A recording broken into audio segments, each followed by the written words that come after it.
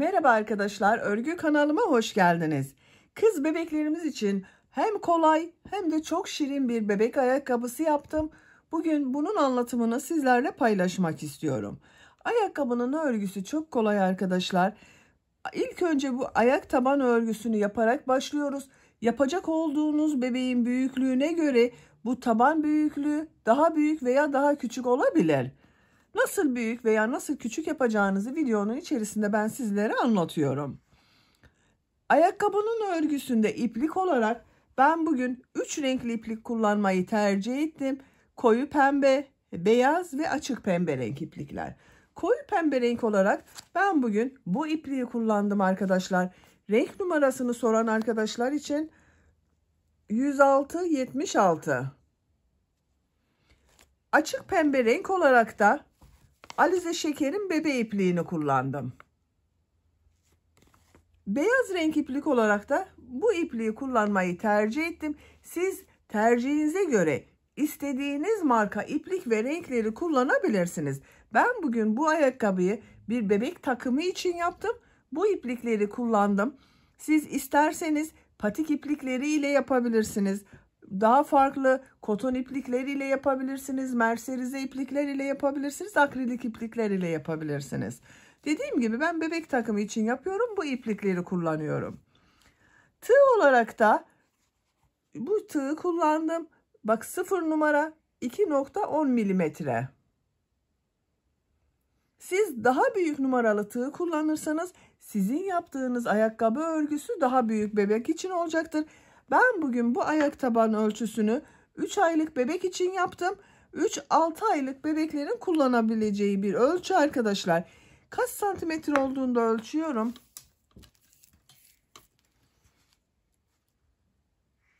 Bakın bu şekilde ölçüyorum. 10 santimetre ayak taban uzunluğu var. Bu da standart ölçüde 3 ile 6 aylık bebek arası ölçü arkadaşlar. Bebeğin ayağının büyüklüğüne göre bu santimetre değişecektir. Çiçek bölümünde de çok kolay bir çiçek yapılışını anlattım. Bu çiçeğin anlatımında videonun içerisinde ben anlatıyorum. Düğme olarak da bakın bu bilek bölümüne 2 tane düğme diktim. Bir buna bir buna yaptım. 2 düğme iliği yaptım. Karşılarına düğmesini diktim. Bakın bu şekilde çok güzel. Burayı modelli yaptım. Beyaz ile model çalışması yaptım. Kalıptan çıkarıp da görelim. Bakın arkadaşlar. Ben bugün bu renkleri kullandım. Dediğim gibi siz farklı renkler kullanarak daha farklı ayakkabılar da yapabilirsiniz. Hazırsanız hep birlikte bu güzel ayakkabının örgüsüne başlayalım. Örgü kanalıma abone değilseniz abone olmayı unutmayın lütfen. Örgü kanalıma abone olmak ücretsiz. Örgü kanalıma ücretsiz abone olup orada bulunan zil şeklinde dokunarak açık yaparsanız kanalıma video yüklediğim zaman ilk önce size bildirim gelir. Örgülerimden herkesten önce sizin haberiniz olur. İzlediğiniz videolarıma beğeni ve yorumlarınızı da yaparsanız çok sevinirim arkadaşlar. Örgü kanalıma ücretsiz abone olup beğeni ve yorumlarıyla da destek olan bütün arkadaşlara ayrıca teşekkür ederim. Hepinize kolay gelsin. İyi çalışmalar. Ayakkabının örgüsüne taban örgüsünü yaparak başlıyoruz. Taban örgüsü için zincir yapıyorum. İlk ilmeği bakın ben bu şekilde yapıyorum. Size nasıl kolay geliyorsa ilk ilmeği öyle yapabilirsiniz. Zincirleri yapmaya başlıyorum.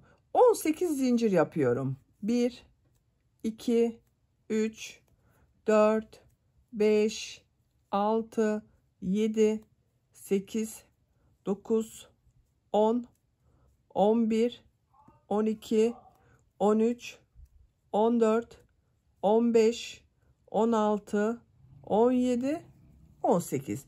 18 zincir yaptım. Zincirin uzunluğunu da ölçelim arkadaşlar. Elinizin sıklığına göre sizin zincir sayınız değişebilir. Ölçtüğüm zaman 6 santimetre zincir uzunluğu var. İnç olarak ölçüyorum. 2,5 inç. Tığ üzerine iplik almadan bir ilmek atlıyorum. İkinci ilmek içine 2 sık iğne yapıyorum. 1, 2. Burası ayakkabının topuk bölümü olacak. Burası ön bölüm olacak arkadaşlar. 7 zincir üzerine sık iğne yapıyorum. 1, 2, 3, 4,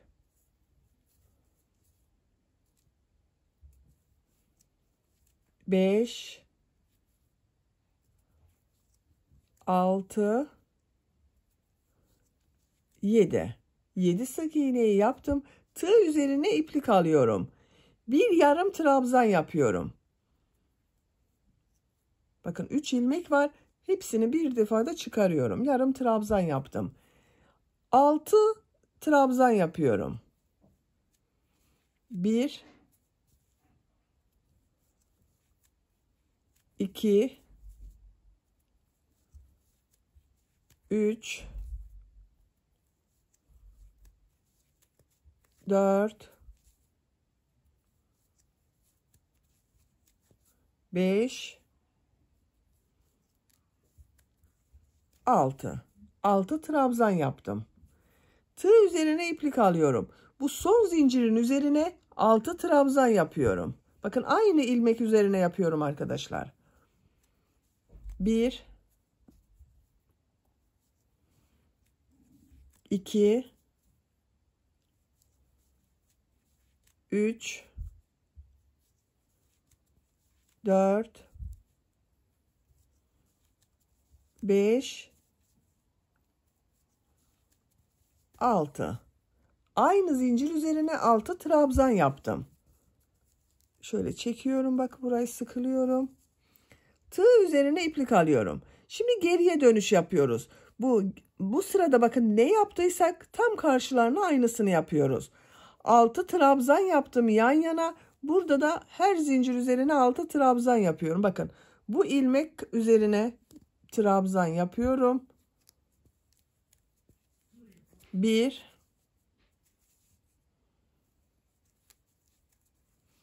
2, 3, 4, 5,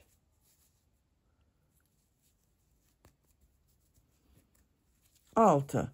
6 trabzanın karşısına 6 trabzan yaptım. Tığ üzerine iplik alıyorum.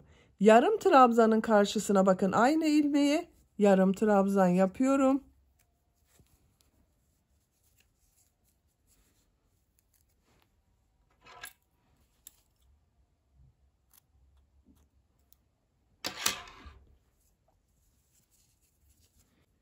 Yarım trabzandan sonra burada bulunan 7 sık iğnenin karşısına 7 sık iğne yapıyorum.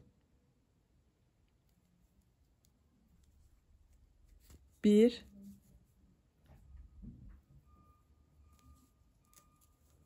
2, 3, 4, 5, 6, 7. Bakın 7 sık iğneyi yaptım. Bu başlangıçta bir ilmeğe 2 sık iğne yaptım. Buraya da 2 sık iğne yapıyorum bakın. Tam karşısına 2 sık iğne yapıyorum. İlk yaptığım bu ilmek ile ilmek kaydırma yaparak sırayı birleştiriyorum. Bu sırada yaptığım 18 zincirin üzerine bir ilmeğe 2 sık iğne yaptım. 7 sık iğne yaptım. Bir yarım trabzan yaptım. 6 trabzan yaptım. Son zincirin üzerine de 6 trabzan yaptım. Geriye döndüm bakın. Tam karşılarına ne yaptıysam aynısını yaptım. Siz bu ayak tabanına 18 değil 19 zincir ile başladıysanız 7 sık iğne, bir yarım trabzan, 7 trabzan yapabilirsiniz. 20 zincir ile başladıysanız yine bakın burayı 8 sık iğne, bir yarım trabzan, 7 trabzan şeklinde yapabilirsiniz. Bu şekilde daha büyük ayak taban ölçüsü yapabilirsiniz arkadaşlar. İkinci sıradayım. 2 zincir yapıyorum. Bu 2 ilmek üzerine ikişer trabzan yapıyorum. Aynı ilmeğe 2 trabzan yapıyorum. Bakın bu ilmeğe de 2 trabzan yapıyorum. 2 ilmek üzerine ikişer trabzan yaptım. Takip eden ilmeklere birer defa trabzan yapıyorum. Burada yaptığım 6 trabzana kadar 14 trabzan yapıyorum arkadaşlar bak. 1 2 3 4 5 6 7 8 9 10 11 12 13 14 trabzan yaptım. Siz bu taban örgüsünü 19 zincir ile başladıysanız 15 trabzan olacaktır. 20 zincir ile başladıysanız da 16 trabzan olacaktır burada. Daha küçük yapıyorsanız 17 zincir ile başladıysanız da 13 trabzan olacaktır arkadaşlar. Bak burada bir ilmeğe 6 trabzan yaptım. Bu sırada her ilmek üzerine 2 trabzan yapıyorum. Bakın ilk ilmek üzerine 2 trabzan yapıyorum. 1 2 ikinci ilmek üzerine de 2 trabzan yapıyorum. 1 2 1 2 1 2 bak aynı ilmek üzerine yaptım. 1 2 1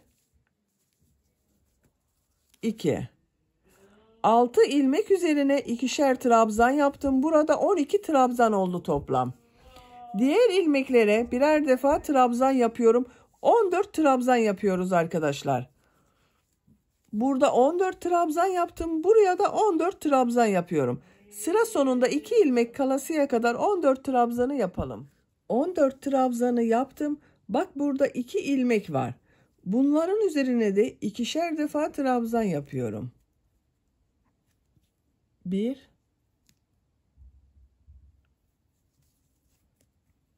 2 bakın aynı ilmeğe 2 trabzan yaptım. Bu ilmek üzerine de 2 trabzan yapıyorum. 1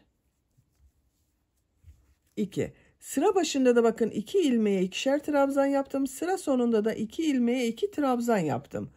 Bu ilmek ile bak 2 zincir yaptığım bu ilmek ile ilmek kaydırma yaparak sırayı birleştiriyorum. İkinci sırayı tamamladık. Üçüncü sıradayız. 2 zincir yapıyorum. Burada bak 1 2 3 4 ilmek var. Bunlara ikişer trabzan yapıyorum. 1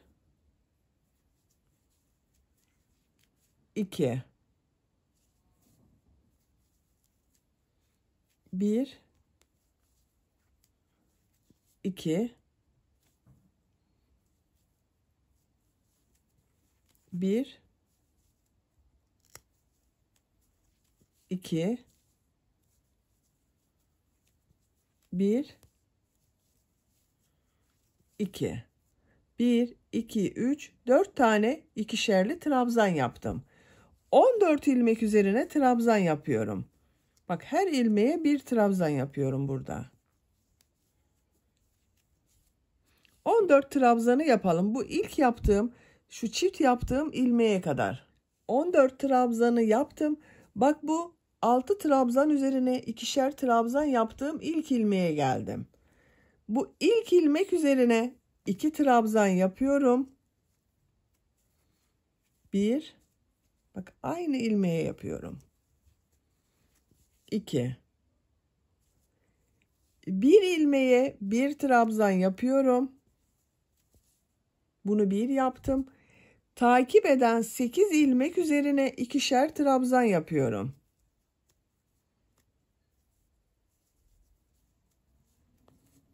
Bak bu şekilde. 1, 2,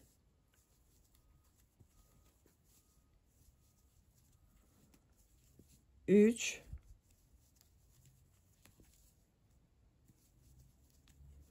4,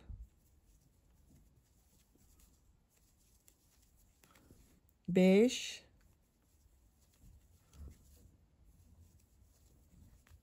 6,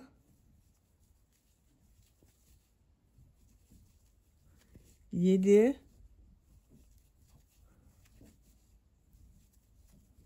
8. Bak burada 2 ilmek kaldı. Sayalım. Bir ilmeğe 2 trabzan yaptım. 1 trabzan yaptım. 1, 2, 3, 4, 5, 6, 7, 8 ilmeğe ikişer defa trabzan yaptım. Bu ilmek üzerine 1 trabzan yapıyorum. Son ilmek üzerine bakın. Ön bölümde yaptığımız bu son ilmek üzerine 2 trabzan yapıyorum. 1, 2. Bak burada yuvarlak bir görüntü oluştu. 14 ilmek üzerine trabzan yapıyorum.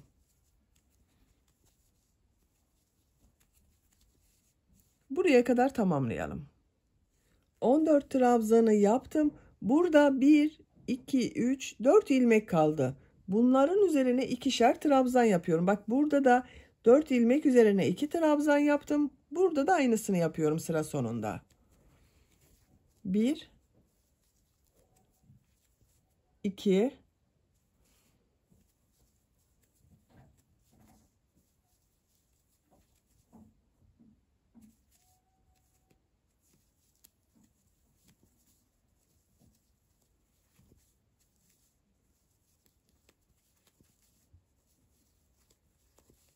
2. Bak 1, 2, 3, 4 ilmeğe ikişer trabzan yaptım.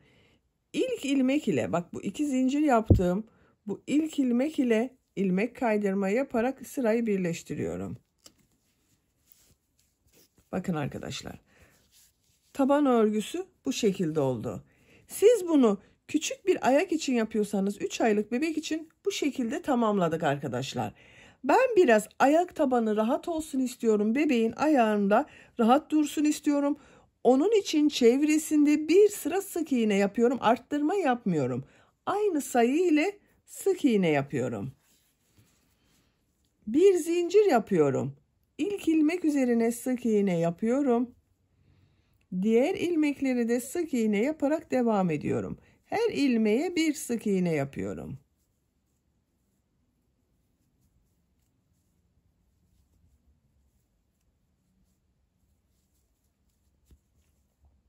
Sıra sonuna kadar devam edelim. Sık iğne yaparak sıra sonuna kadar tamamladım. Son ilmek ile ilk yaptığım bu ilmeği ilmek kaydırma yaparak sırayı birleştiriyorum. Bakın arkadaşlar, görüntüsü bu şekilde oldu. Bu bir sıra üzerinde 66 sık iğne var. Santimetre olarak ölçüyorum. Bakın, ayak taban ölçüsünü ölçüyorum. 10 santimetre taban ölçüsü var. Bu ölçüde 3 aylık bebek için yeterli bir ölçü. Siz farklı ölçülerde yapmak istiyorsanız bebekler için olan standart ayak ölçü tablosunu ben hazırladım. Bu videonun açıklama bölümüne ekliyorum. Siz izlediğiniz bu videonun açıklama bölümünde bulunan standart ölçü tablosuna göre bu ayak tabanını hazırlayabilirsiniz arkadaşlar. Bir zincir yapıyorum. Bir sıra daha bu renk ile sık iğne yapıyorum. Ama bak bu şekilde yapmıyorum. ilmeği şu şekilde alıyorum. Bak yukarıdan alıyorum. Sık iğne yapıyorum. Bak şöyle üst ilmekten alıyorum.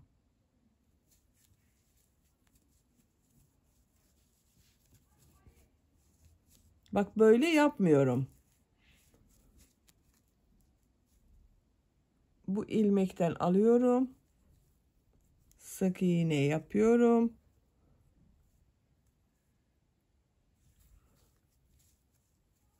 Yine sık iğne yapıyorum bakın arkadaşlar.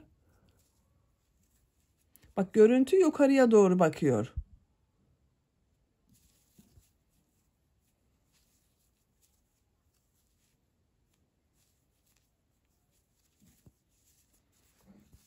Bak şeklini görelim. Bu şekilde. Sıra sonuna kadar devam edelim. Sık iğne yaparak sıra sonuna kadar tamamladım. Son ilmek ile burada bulunan ilk ilmeği ilmek kaydırma yaparak sırayı birleştiriyorum. Bakın.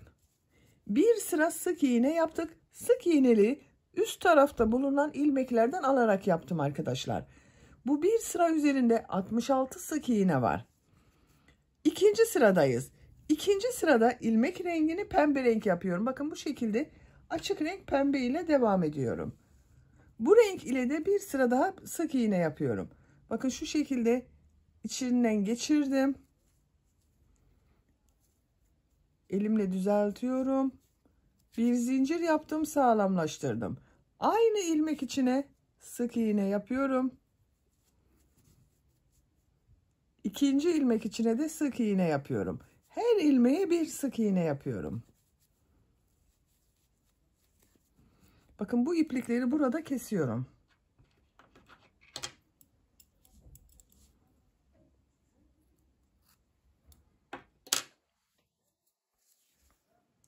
Her ilmeğe bir sık iğne yaparak sıra sonuna kadar devam edelim.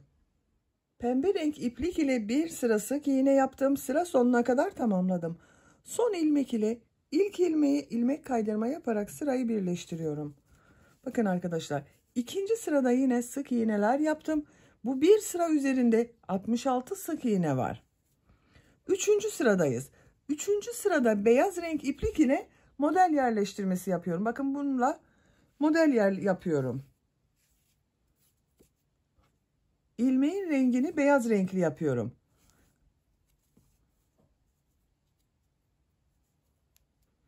Bir zincir yaptım, sağlamlaştırdım. Bu pembe renk iple isterseniz burada kesebilirsiniz arkadaşlar. Ben kesmiyorum. Bir sonraki sırada tekrar pembe renk iplik ile devam edeceğiz. Onun için pembe renk ipliği burada ben bekletiyorum. Siz eğer isterseniz onu kesebilirsiniz bakın. Şu şekilde buradan keserek bir sonraki sırada bağlayabilirsiniz. İlk ilmek içerisine model yapıyorum bakın. Şu şekilde tığ takıyorum. İlmek aldım. Tığ üzerinde 2 ilmek var.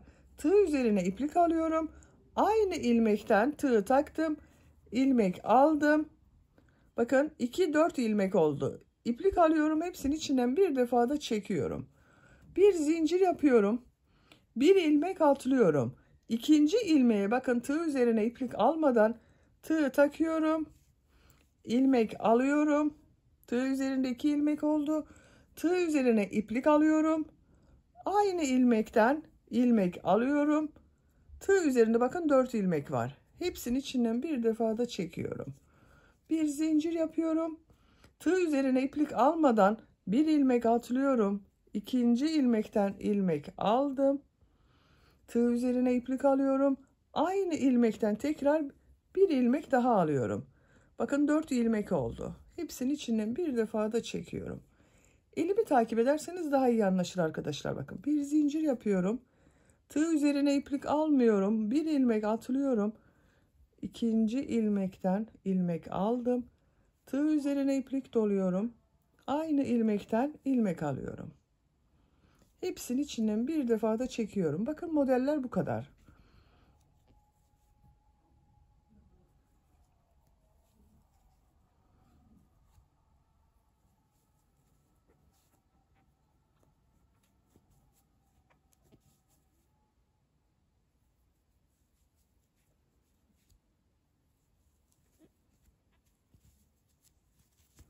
Bakın arkadaşlar, kabarık modeller elde ediyoruz. Sıra sonuna kadar devam edelim. Modelleri yaparak sıra sonuna kadar tamamladım. Bakın bu ilmek üzerine de bir model yaptım. Bir zincir yapıyorum. Bu son ilmeği atlıyorum. İlk ilmeğin, bakın şu ilmek ile ilmek kaydırma yaparak sırayı birleştiriyorum. Bakın arkadaşlar, bu sırada modelleri yaptım. Şu şekilde bir görüntü elde ettik. Bu bir sıra üzerinde 33 model oldu benim arkadaşlar. 66 sık iğne üzerine bir ilmeğe model yaptım, bir ilmek atladım. 33 model var. Sık iğne sırasındayız. Açık renk pembe renk iplik ile sık iğne yapıyorum. Bakın şu şekilde pembe ipliği burada bekletiyorum. İlmeğin içinden çektim. Bir zincir yapıyorum. Aynı ilmeğe sık iğne yapıyorum. Bu beyaz ipliği keseceğiz arkadaşlar. Bir iki sık iğne yapalım, sonra keseceğiz bakın. Şu ilmeğe şu şekilde sık iğne yapıyorum. İlmek üzerine sık iğne yapıyorum. Bakın burada bulunan ilmeğe sık iğne yapıyorum. Şu ilmeğe sık iğne yapıyorum. Bakın iki model ortasında şu boşluk var, bir de ilmek var. Boşluğa bir sık iğne yapıyorum. İlmek üzerine bir sık iğne yapıyorum. Beyaz renk ipliği kesiyorum.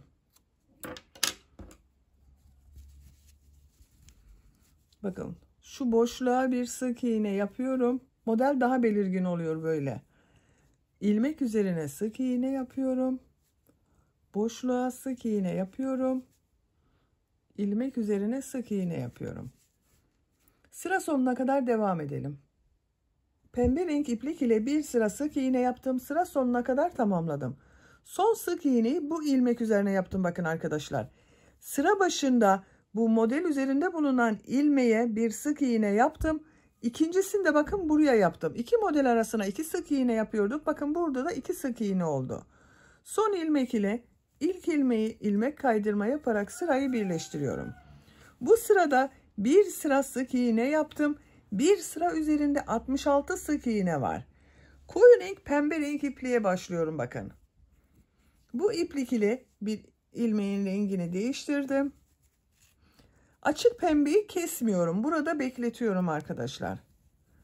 Bir zincir yaptım, sağlamlaştırdım. Bu ilk ilmek içine sık iğne yapıyorum. Bir sıra sık iğne yapıyorum. Bakın bağladığım ipliğin ucunu burada tutuyorum, kaybediyorum. Diğer ilmeklere birer defa sık iğne yapıyorum. Her ilmek üzerine bir sık iğne yapıyorum.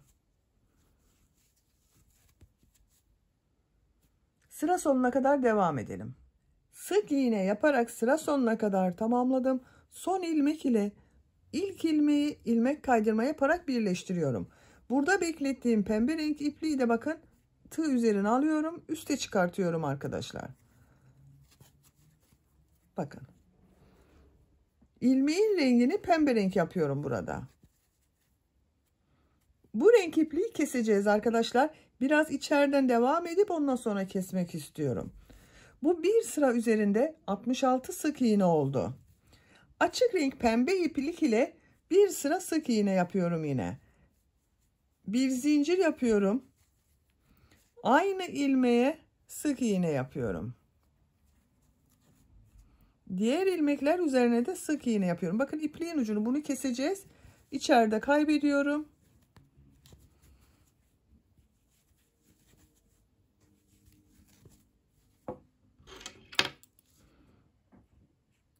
Bu ipliği kestim. Artık örgüye pembe renk iplik ile devam edeceğiz. Her ilmek üzerine bir sık iğne yapıyorum bakın. Sıra sonuna kadar devam edelim. Sık iğne yaparak sıra sonuna kadar tamamladım.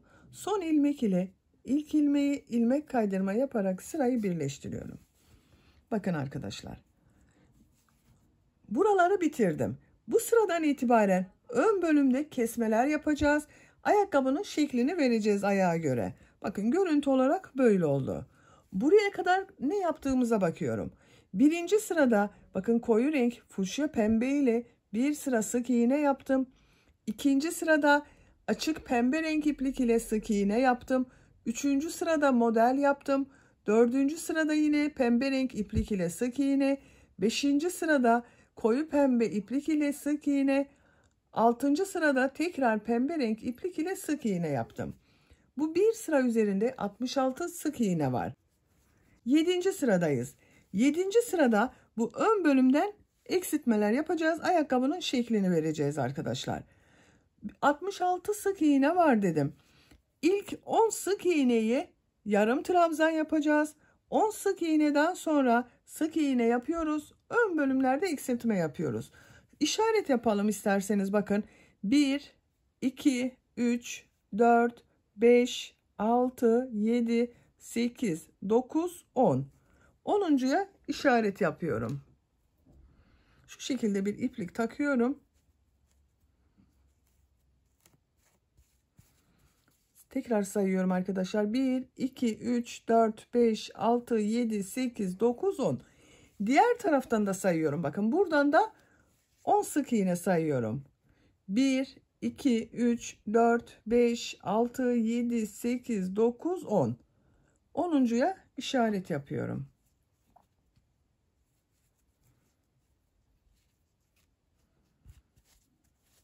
Bakın. Topuk bölümünde işaretleri yaptım. Şimdi ön bölüm için işaretleri yapıyorum. Bu işaret yaptığım ilmekten sonra 1, 2, 3, 4, 5, 6, 7, 8, 9. Bakın 9'uncudan sonra 10. ilmeğe işaret yapıyorum. Ön bölümde 28 işaret yapıyorum arkadaşlar. 2, 4, 6, 8, 10, 12, 14, 16, 18, 20, 22, 24, 26, 28. 28.'ye işaret yapıyorum. Burası kesme yapacağımız ön bölümün işaretleri. Burada kaç ilmek kaldığına bakıyorum iki işaret arasında. 2, 4, 6, 8, 9. Bakın eşit oldu. İşaretleri yaptım. Siz bu ayakkabıyı daha büyük çocuk için yapıyorsanız, bu başlangıç zincir sayısına 19 zincir ile başladıysanız, bu işaret ile, bakın bu ilk işaret arasında 20 sık iğne olacaktır. Benim 19 sık iğne var. 10 buraya işaret yaptım, 9 buraya. 20 işaret olursa 10 buraya, 10 da sık iğne olarak işaret yapabilirsiniz. Bu şekilde daha büyük ayakkabılar yapabilirsiniz. Bu ön bölümde işaret yaptığınızı aynı 28 işaretle bırakabilirsiniz. 7. sıradayım. Bir zincir yapıyorum. İlk 10 ilmek içerisine yarım trabzan yapıyorum. Yarım trabzanı bakın şu şekilde tığın üzerine iplik alıyorum. Trabzan yapıyor gibi ilmek aldım. Hepsinin içine bir defa da çekiyorum. Bakın 1, 2, 3, 4, 5, 6, 7, 8, 9 işareti çıkarıyorum. Bununla 10 bakın. 10 yarım trabzan yaptım. 9 sık iğne yapıyorum. 1, 2, 3, 4, 5, 6, 7, 8, 9. İşaret yaptığım yere geldim. Bakın işareti çıkarıyorum. Tığ üzerine iplik alıyorum. Bir ilmek atlıyorum. Trabzan yapıyorum. Bir ilmek atlıyorum. İkinciye trabzan yapıyorum. Bakın atlama yaparak eksiltme yapıyoruz arkadaşlar. Tığ üzerine iplik alıyorum. Bir ilmek atlıyorum. İkinci ilmeğe trabzan yapıyorum. Tığ üzerine iplik alıyorum. Bir ilmek atlıyorum. İkinci ilmeğe trabzan yapıyorum. Bir ilmek atlıyorum. İkinci ilmeğe trabzan yapıyorum. Bir ilmek atlıyorum. ikinci ilmeğe trabzan yapıyorum. Bir ilmek atlıyorum, ikinci ilmeğe trabzan yapıyorum. Bir ilmek atlıyorum, ikinci ilmeğe trabzan yapıyorum. Bu şekilde işaret yaptığım yere kadar devam ediyorum.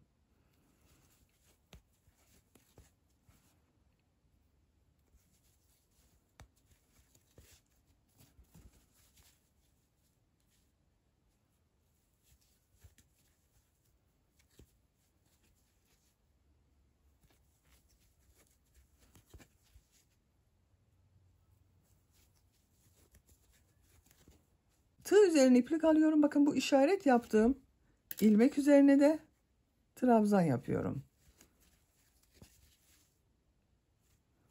Tığ üzerine iplik almadan bakın ilk ilmek içine sık iğne yapıyorum. Buraya 14 trabzan yaptık. Tekrar sayıyorum bakın. 2, 4, 6, 8, 10, 12, 14.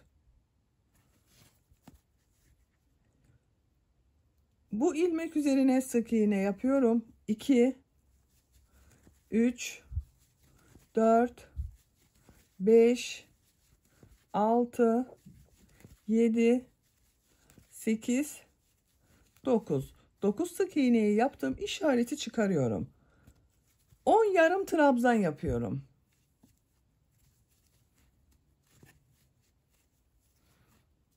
2, 3, 4, 5, 6, 7, 8, 9, 10. Son ilmek ile ilk ilmeği ilmek kaydırma yaparak birleştiriyorum. Bakın 7. sırada bu ön bölümde kesmeler yaptık. Birer ilmek atladık, kesmeler yaptık arkadaşlar. Burada da 10 yarım trabzan yaptım. Bu sırada 8 yarım trabzan yapıyorum. İşaret yapalım isterseniz. Bakın 1, 2, 3, 4, 5, 6, 7, 8. Buraya işaret yapıyorum. Sıra sonunda da 8 işaretliyorum. 2, 4, 6, 8.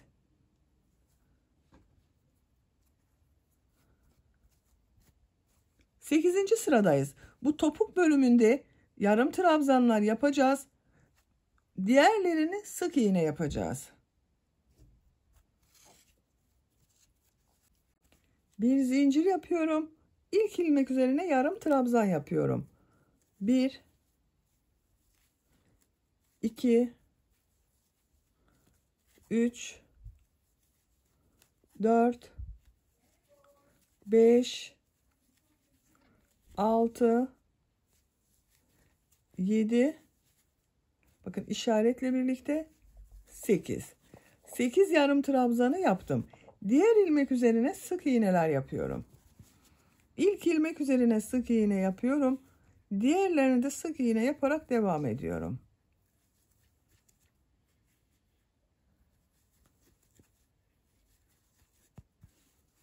Her ilmek üzerine birer defa sık iğne yaparak bu işaret yaptığımız yere kadar devam edelim. İşaret yaptığım yere kadar sık iğne yaparak tamamladım arkadaşlar. İşareti çıkarıyorum. 8 yarım trabzan yapıyorum. 1, 2, 3, 4, 5, 6, 7, 8. İlk ilmek ile ilmek kaydırma yaparak sırayı birleştiriyorum.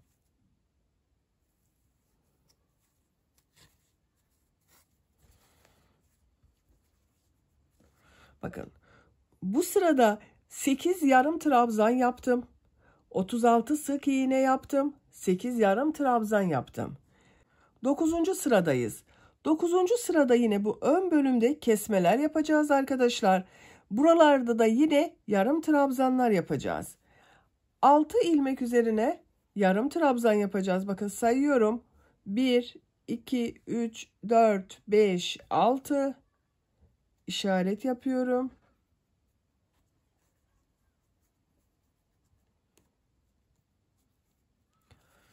Sıra sonunda yine 6 ilmeğe yarım trabzan yapıyorum. 2, 4, 6.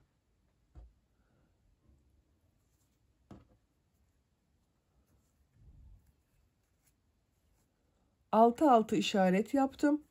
Ön bölümde kesme yapacağım yeri işaret yapıyorum. 13 ilmek sayıyorum. 19 sık iğne vardı bakın ilk başlangıçta. 13 ilmek sayıyorum bu işaretten sonra. 1, 2, 3, 4, 5, 6, 7, 8, 9, 10, 11, 12, 13. 14.'ye işaret yapıyorum.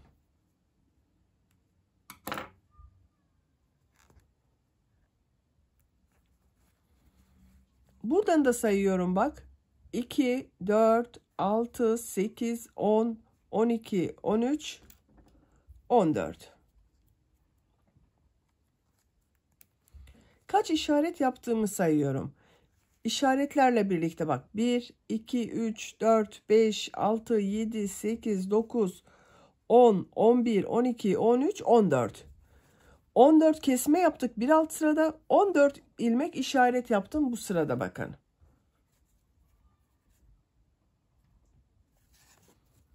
Bir zincir yapıyorum.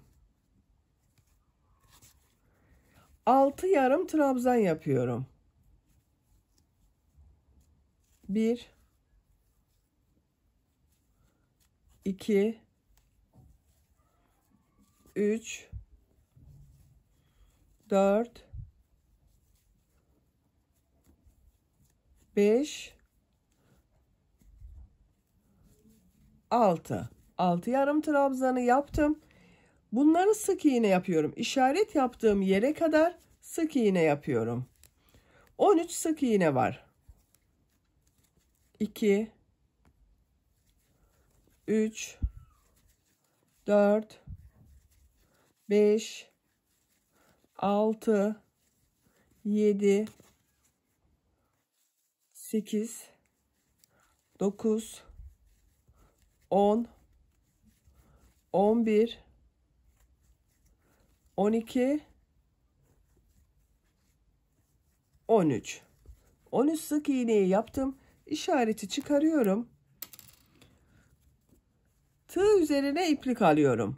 Bir ilmek atlıyorum. İkinci ilmek üzerine trabzan yapıyorum. Tığ üzerine iplik alıyorum. Bir ilmek atlıyorum. İkinci ilmek üzerine trabzan yapıyorum. Bir ilmek atlıyorum. İkinci ilmek üzerine trabzan yapıyorum. Bir ilmek atlıyorum. İkinci ilmeğe trabzan yapıyorum. Bir ilmek atlıyorum. İkinci ilmeğe trabzan yapıyorum. Bir ilmek atlıyorum. İkinci ilmeğe trabzan yapıyorum. Bir ilmek atlıyorum. İşaretli ilmeğe trabzan yapıyorum.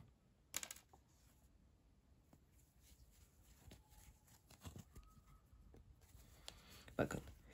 Kaç kesme yaptığımı sayıyorum. Atlama yaptığım ilmekleri sayıyorum arkadaşlar. 1, 2, 3, 4, 5, 6, 7. 7 kesme yaptık bu sırada da. İlk ilmek üzerine sık iğne yapıyorum. Diğer ilmeklerde sık iğne yaparak devam ediyorum. 1, 2, 3, 4, 5, 6, 7, 8, 9, 10, 11, 12, 13 sık iğne yaptım. İşareti çıkarıyorum. 6 yarım trabzan yapıyorum. 1, 2, 3,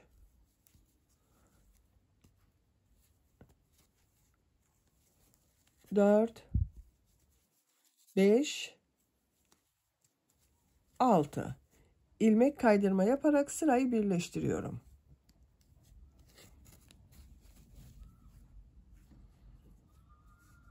Ayakkabının ayak bölümünün örgüsünü tamamladık arkadaşlar. İpliği burada kesiyorum.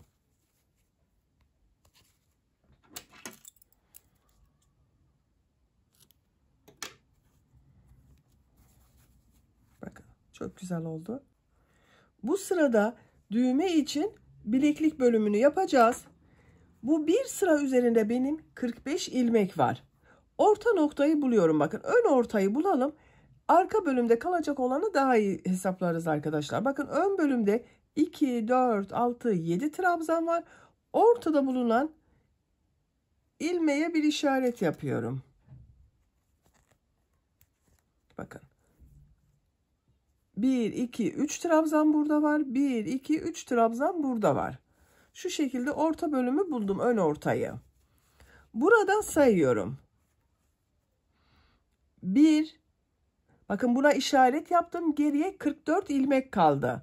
1, 2, 3, 4, 5, 6, 7, 8, 9, 10, 11, 12.'ye işaret yapıyorum.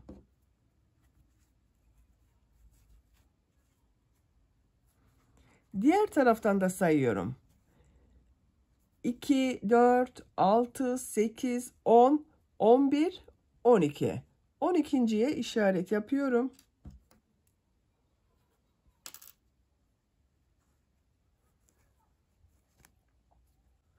Bakın bu ip ile işaret yaptığım iki işaret arası ayakkabının arka bölümü olacak. Burada da 22 ilmek var arkadaşlar. İki işaret arasında 22 ilmek var. Zincir yapıyorum ilk önce. Şu şekilde bakın zincir başlıyorum. 30 zincir yapalım.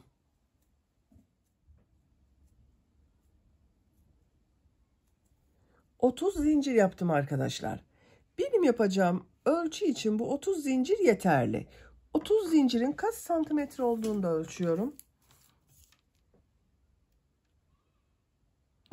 10 santimetre zincir uzunluğu var. İnç olarak da ölçüyorum. 4 inç.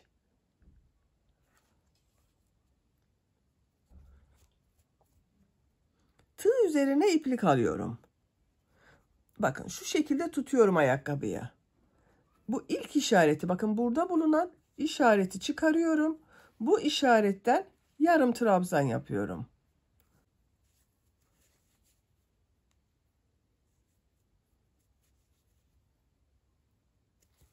İlk yarım trabzanı yaptım. Diğer ilmekleri de yarım trabzan yaparak devam ediyorum.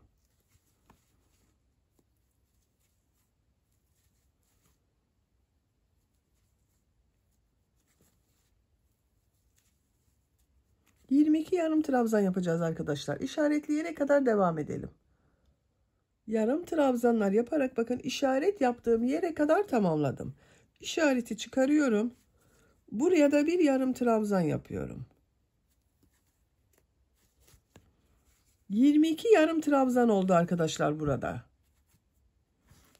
Bir zincir yapıyorum. Örgüyü çeviriyorum. Yarım trabzan sırası yapıyorum yine. İlk ilmek üzerine yarım trabzan yapıyorum. Diğer ilmekleri de yarım trabzan yaparak devam ediyorum.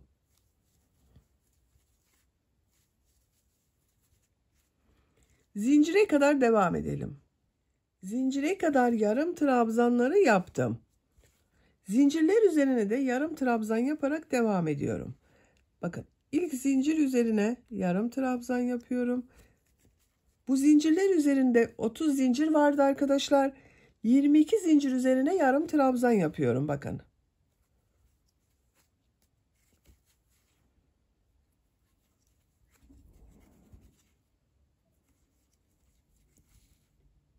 Sıra sonunda 8 zincir kalacak. Yarım trabzanlar yaparak devam edelim. Zincirler üzerine 22 yarım trabzan yaptım. Buraya 2 tane düğme iliği yapıyorum arkadaşlar. Düğme iliği için 2 zincir yapıyorum. Tığ üzerine iplik alıyorum. 2 ilmek atlıyorum. 2 ilmek içine yarım trabzan yapıyorum. Bakın 2 yarım trabzan yapıyorum. 1, 2. Düğme iliği için 2 zincir yapıyorum. 2 ilmek atlıyorum. 3 ve 4. zincirler üzerine yarım trabzan yapıyorum.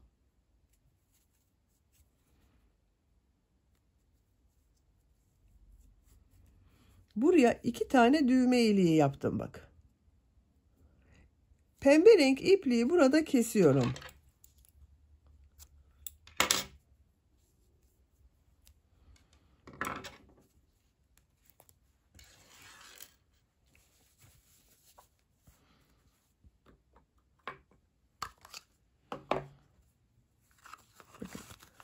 Kalıba da giydirdiğim zaman görüntüsüne bakalım.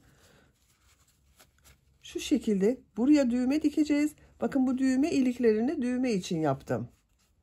Burada bitirmiyorum. Bu renk iplik ile çevresinden kaydırma tekniği yapacağız arkadaşlar. Buradan başlıyorum bak. Bu ilmekten bir ilmek yapıyorum. Bir zincir yapıyorum. İlk ilmek üzerine ilmek kaydırma yapıyorum. Bir zincir yapıyorum. İlmek kaydırma yapıyorum. Bir zincir yapıyorum. İlmek kaydırma yapıyorum. Bir zincir yapıyorum. İlmek kaydırma yapıyorum. Bir zincir yapıyorum. İlmek kaydırma yapıyorum. Bir zincir yapıyorum. İlmek kaydırma yapıyorum. Bir zincir, ilmek kaydırma. Buraya kadar devam edelim. Bir zincir, bir ilmek kaydırma yaparak bakın buraya kadar tamamladım. Görüntüsüne bakalım arkadaşlar. Bakın görüntü olarak tırtıklı bir görüntü elde ettik burada. Buranın çevresini tamamen bu şekilde bir ilmek kaydırma, bir zincir şeklinde devam ediyoruz. Bak buraya kadar tamamladım. Bir zincir yapıyorum. Bu ilmeğe ilmek kaydırma yapıyorum.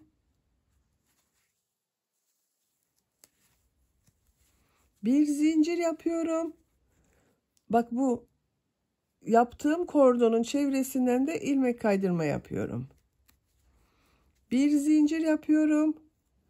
İlmek kaydırma yapıyorum. Bir zincir yapıyorum. İlmek kaydırma yapıyorum. Bu bakın düğme iliği yaptığımız yere kadar devam edelim. Düğme iliği yaptığım yere kadar da bir zincir, bir ilmek kaydırma yaptım. Burada da devam ediyorum. Bir zincir yapıyorum. Bak bu zincir var. Buna ilmek kaydırma yapıyorum. Bir zincir yapıyorum. İlmek kaydırma yapıyorum. Bir zincir, ilmek kaydırma yapıyorum. Bir zincir, ilmek kaydırma yapıyorum.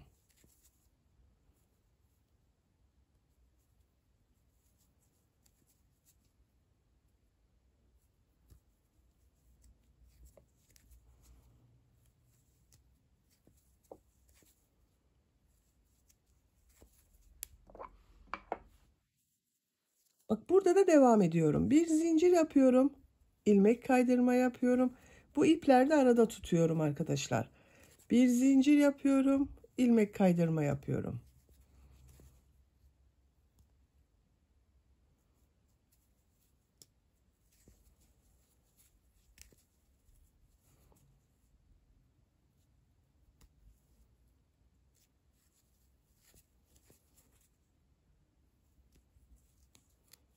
Bak aynı şekilde devam ediyoruz.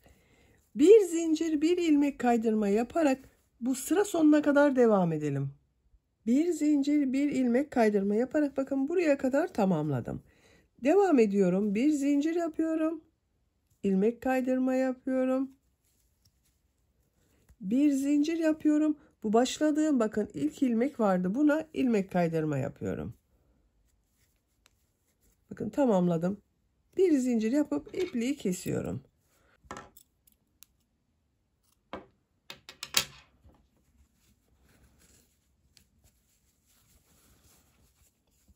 Bakın. Görüntüsü bu şekilde oldu.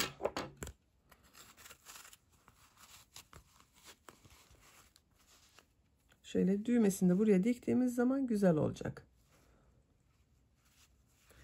Ayakkabının birisini hazırladım. Şimdi diğer ayakkabıyı hazırlayacağız.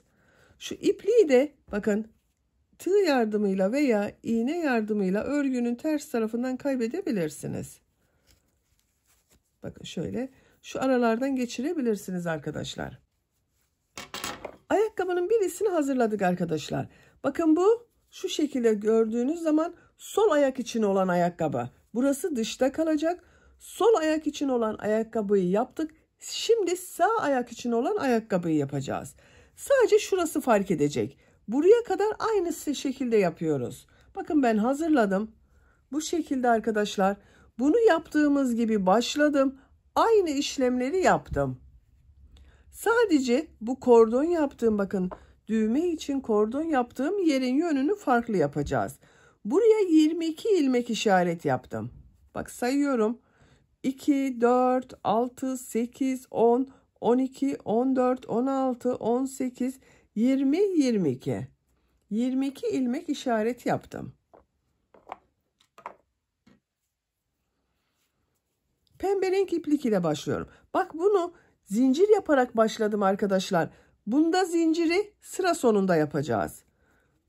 Bu ilk işaret yaptığım ilmekten pembe renk iplik ile bir ilmek yapıyorum. Bir zincir yapıyorum, sağlamlaştırdım. Aynı ilmeğe yarım trabzan yapıyorum. Diğer ilmeklere de yarım trabzan yaparak devam ediyorum.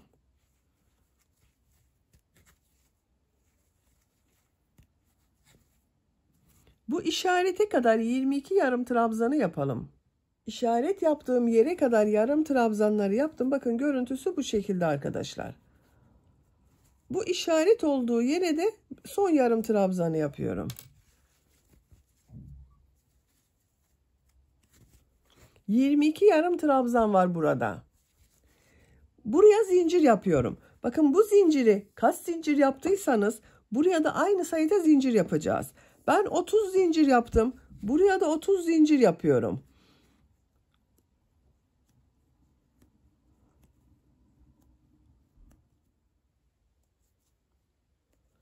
...30 zinciri yaptım. Bakın bununla aynı sayıda yaptım arkadaşlar. Bir zincirde dönüş için yapıyorum. Tığ üzerine iplik alıyorum. Bir ilmek atlıyorum bak. Bu ilmeği atlıyorum. İkinci ilmek üzerine bir yarım trabzan yapıyorum. Düğme iliği için 2 zincir yapıyorum. Tığ üzerine iplik alıyorum. 2 ilmek atlıyorum.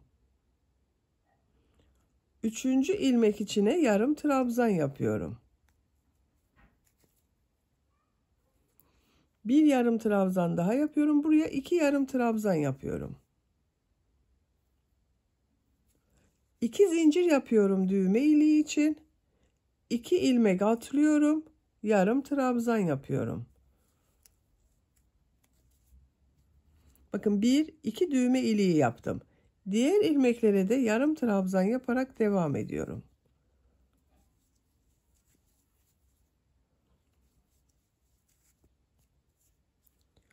Zincirler üzerine yarım trabzanlar yapalım.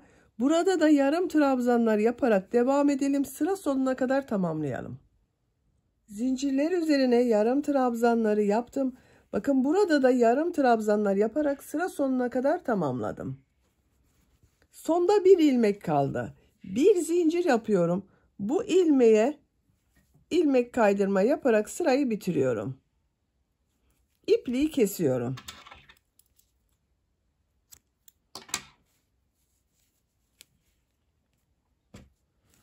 Bakın arkadaşlar, bu da sağ ayak için oldu. Fark etti bakın, değişik yerlerde yaptık bu kordonlarını. Şimdi koyu pembe renk iplik ile burada yaptığımız gibi çevresinden bir zincir, bir kaydırma yapacağız. Buradan başlıyorum bakın bunu da.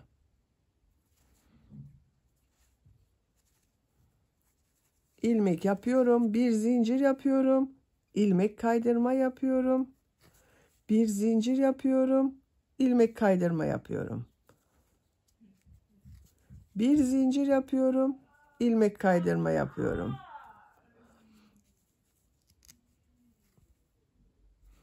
Bir zincir yapıyorum.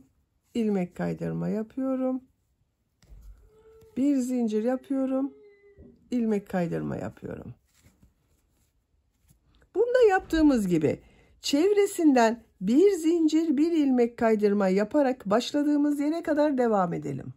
Sıra sonuna kadar tamamladım arkadaşlar. Bakın en son ilmekten bir zincir yapıyorum. İlk başladığım bu ilmek ile ilmek kaydırma yaparak sırayı bitiriyorum. İpliği kesiyorum.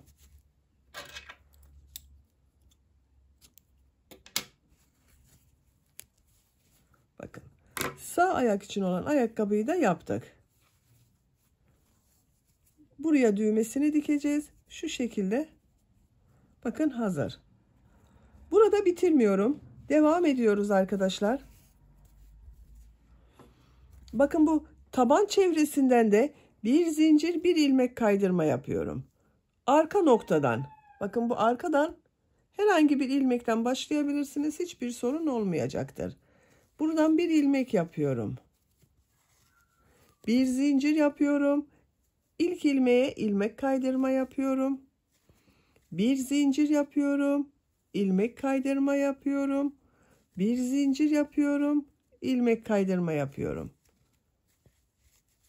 Bir zincir yapıyorum. İlmek kaydırma yapıyorum. Bir zincir yapıyorum. İlmek kaydırma yapıyorum. Bakın burada da tırtıklı bir görüntü elde ediyoruz. Sıra sonuna kadar devam edelim. Sıra sonuna kadar tamamladım. Sıra sonunda bakın bir zincir yapıyorum. İlk başladığım bu ilmek ile ilmek kaydırma yaparak sırayı birleştiriyorum. İpliği kesiyorum.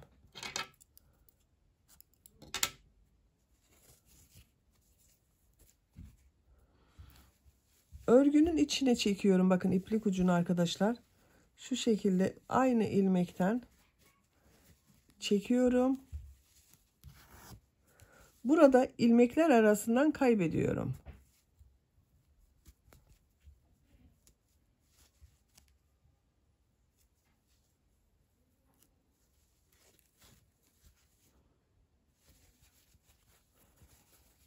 Bakın. Çevresinin görüntüsü de bu şekilde oldu. Tırtıklı bir görüntü elde ettik.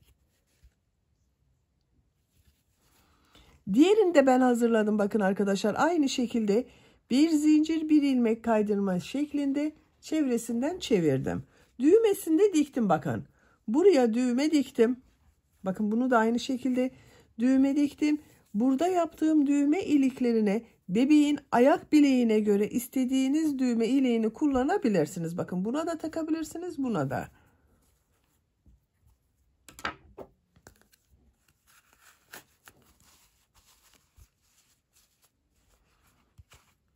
Bakın bu şekilde oldu. Böylece ayakkabının örgüsünü tamamladık. Bakın. Sağ ve sol ayakkabılar hazır arkadaşlar. Taban örgüsü de bu şekilde. Ayakkabının örgüsünü tamamladık. Bunu çiçeklerle de süslemek istiyorum arkadaşlar. Kız bebek için yaptık bugün biz bu ayakkabıyı, biraz süslü olsun. Bakın koyu renk pembe ile böyle örgüsü kolay olan bir çiçek motifi çalışması yaptım. Bunu ayakkabının burasına dikiyorum. Bak düğme yaptığım tarafına dikiyorum arkadaşlar. Bu çiçeğin örgüsü çok kolay. Siz de bu çiçekten yapmak isterseniz gelin hep birlikte bu güzel çiçeğin örgüsünü yapalım.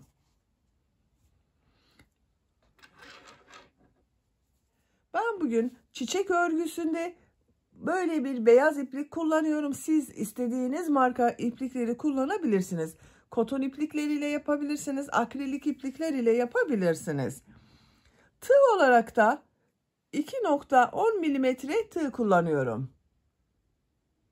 Bak inceliği bu şekilde. Siz daha kalın tığlar da tercih edebilirsiniz. Sarı yerde de bakın tomurcuk bölümünde de çok az miktarda sarı renk ipliğe ihtiyacımız var.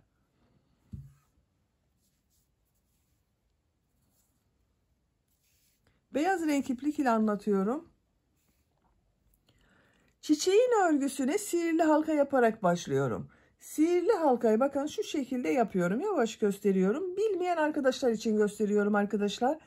Bilen arkadaşlar sihirli halkayı zaten biliyor. Şu şekilde bakın, ilmeğe tığ taktım. İplik aldım, çıkardım. Yavaşça parmağımdan çıkarıyorum. Bir zincir yaptım, sağlamlaştırdım. Bak sihirli halka bu.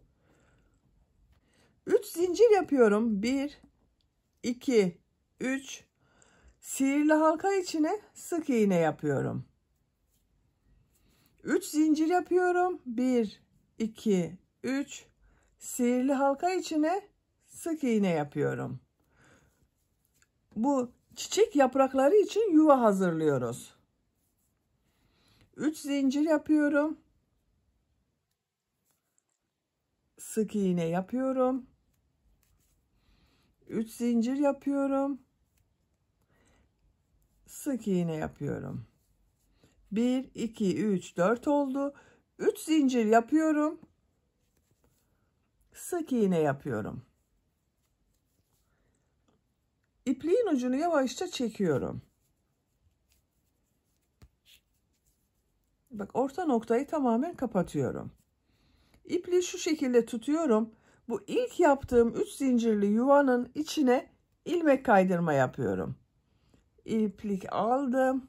Tığ üzerinde bulunan ilmekten de çekiyorum. Bakın 1 2 3 4 5 yuva hazırladık. 4 zincir yapıyorum. 1 2 3 4. Tığ üzerine 2 defa iplik doluyorum. Bu yuvanın içine 4 üçlü trabzan yapıyorum. Bak ilmek aldım. 2 ilmekten çıkarıyorum. İplik alıyorum. 2 ilmekten çıkarıyorum.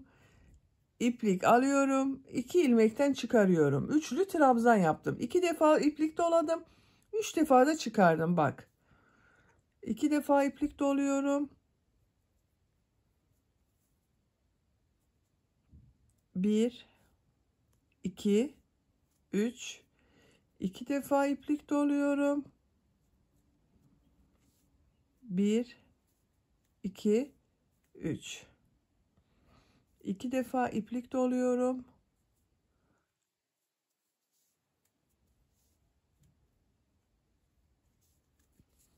4 tane üçlü trabzan yaptım. 1 2 3 4. 4 zincir yapıyorum. 1 2 3 4. Aynı yuvanın içine ilmek kaydırma yapıyorum. Bak ilmek aldım. Bir defa da çekiyorum. 4 zincir yapıyorum. Bak bir yaprağını hazırladık. Diğer yaprağını hazırlayacağız şimdi. 2 defa iplik doluyorum. Diğer yuvanın içine 4 tane üçlü trabzan yapıyorum. 1 2 3 1 2 3.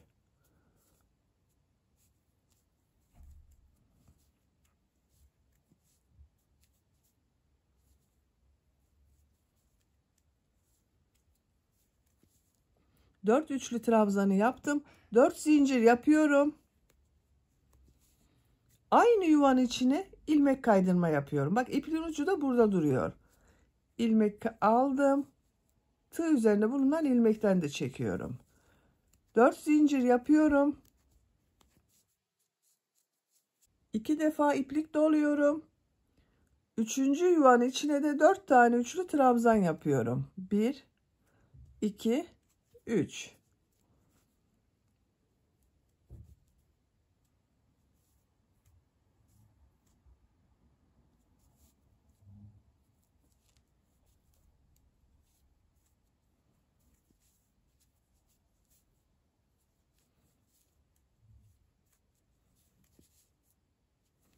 Dört zincir yapıyorum.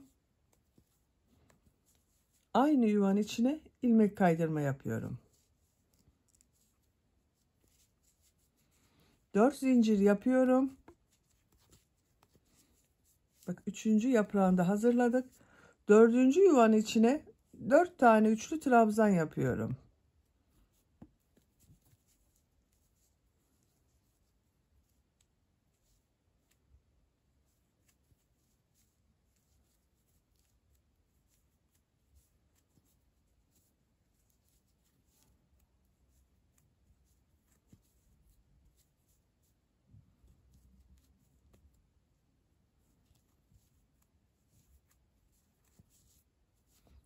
4 zincir yapıyorum. Aynı yuvanın içine ilmek kaydırma yapıyorum. 4 zincir yapıyorum. Son yuvanın içine de 4 tane üçlü trabzan yapıyorum.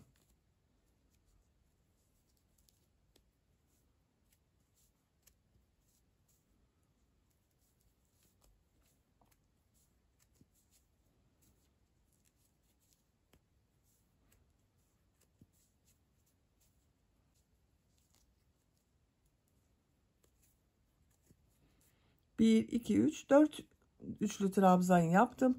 4 zincir yapıyorum.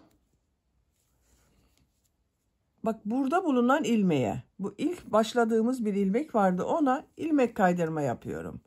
Çiçeğin örgüsünü tamamladım arkadaşlar. Bir zincir yapıyorum. İpliği biraz uzun bırakıyorum. Bunu dikeceğiz çünkü dikmek için ipliği biraz uzun bırakıyorum.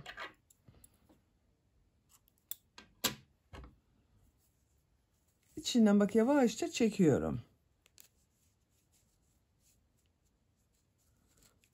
Bu sihirli halka yaptığım ipliği de burada kesiyorum.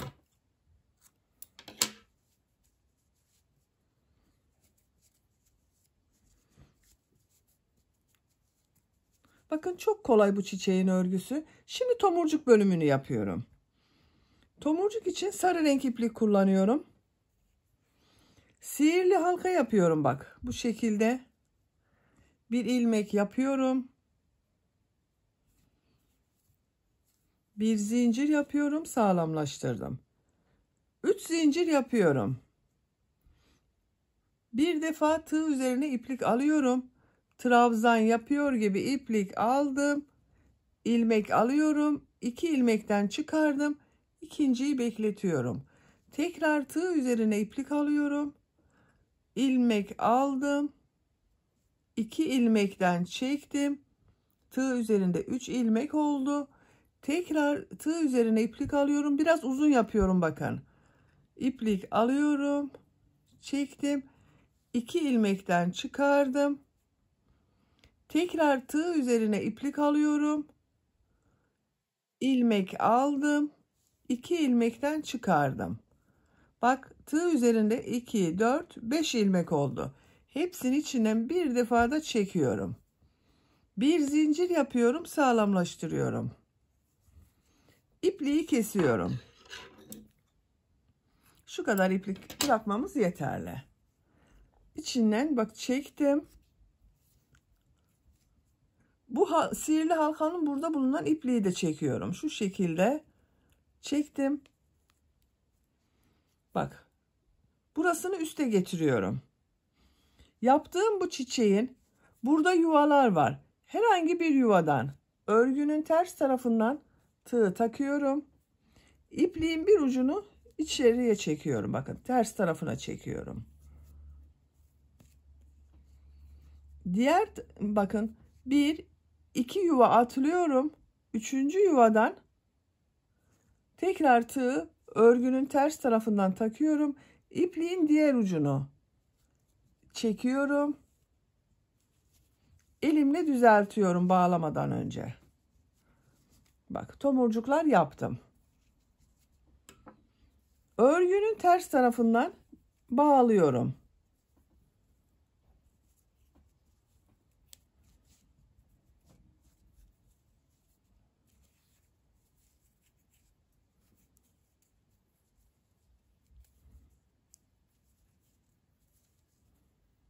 Birkaç defa bağlıyorum, sağlamlaştırıyorum.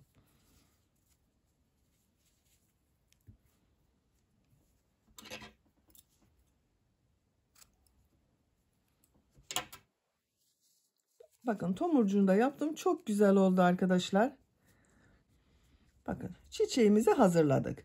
Ben bugün bu renk hazırladım. Bakın arkadaşlar ayakkabıya bunu dikiyorum. Siz isterseniz bakın bu ayakkabıyı aynı renk yaptıysanız pembe renk yapabilirsiniz. Beyaz renk yapabilirsiniz. Veya bu renk yapabilirsiniz. Hangi rengi istiyorsanız. Bakın beyaz renkine de çok güzel olur. Şu şekilde çok güzel olacaktır. Çiçekleri kenara alıyorum. Buna iğne takıyorum. Bakın ipliğin ucuna iğne taktım. Bu şekilde büyük bir iğne taktım arkadaşlar.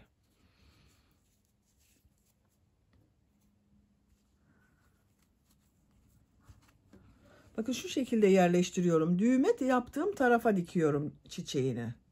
Burası ayağın dış bölümüne geliyor. Onun için buraya dikiyorum. Şu şekilde yerini işaretliyorum. Şunu çıkartayım. Sizinle aynı olsun bak görüntüsü. Yerini belirledim. Şuradan bak ayakkabıyla birlikte iplik alıyorum. Çekiyorum. Bu ilmek kaydırma yaptığım ilmek var bak. Bundan üzerinden geçiriyorum. Şuradan çıkartıyorum. Diğer iki yaprak ortasında bulunan ilmekten.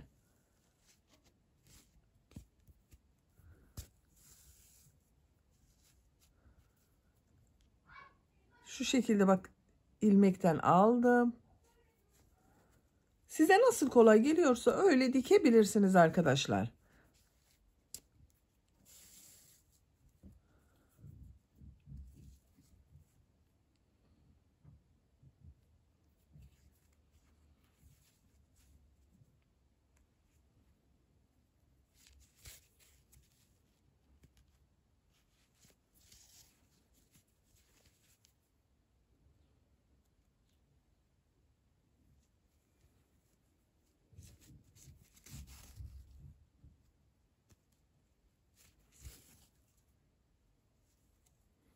Bak ters tarafından çiçeğin altından ilmek aldım. Şu şekilde oldu bak. 5 noktadan diktim. 1, 2, 3, 4, 5. 5 noktadan diktim. Sağlam oldu. İpliği burada kaybediyorum. Şu çiçeklerin arasında bulunan ilmeklerden geçiriyorum.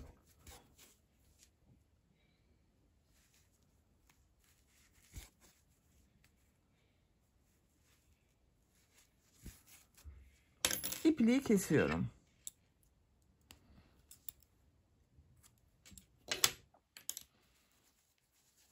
Bakın çiçeği yapınca çok güzel oldu.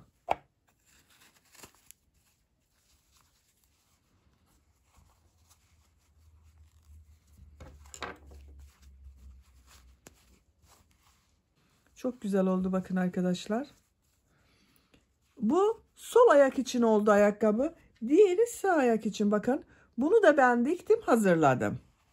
Ayakkabımız artık kullanıma hazır.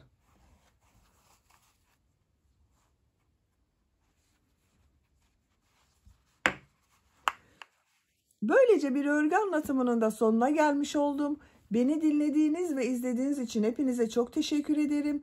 Örgü kanalıma abone değilseniz abone olmayı unutmayın lütfen. Örgü kanalıma abone olmak ücretsiz. Örgü kanalıma ücretsiz abone olup orada bulunan zil şeklinde dokunarak açık yaparsanız kanalıma videoyu yüklediğim zaman ilk önce size bildirim gelir. Örgülerimden herkesten önce sizin haberiniz olur. İzlediğiniz videolarıma beğeni ve yorumlarınızı yaparsanız çok sevinirim arkadaşlar. Sizlerle yeni örgülerde görüşmek dileğiyle. Hoşça kalın, sevgiyle kalın.